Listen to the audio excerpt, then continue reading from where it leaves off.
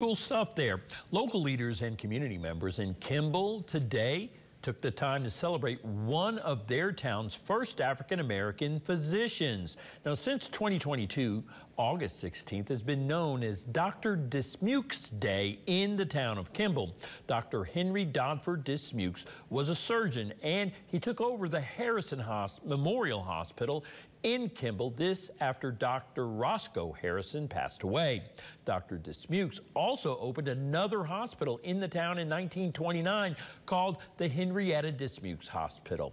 Now, it was named after his late mother, and at the time, it was the largest privately owned African-American hospital in the USA. Today's celebration included acknowledging two new markers in the town commemorating the two hospitals.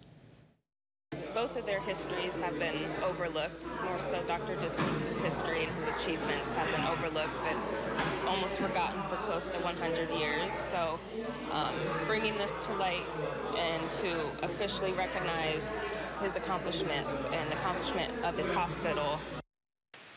Another interesting fact, Dr. Dismukes is believed to be the first African-American man in the United States to challenge a white corporation for a breach of contract. This after he sued the Bluefield Sanitarium due to their lack of payment.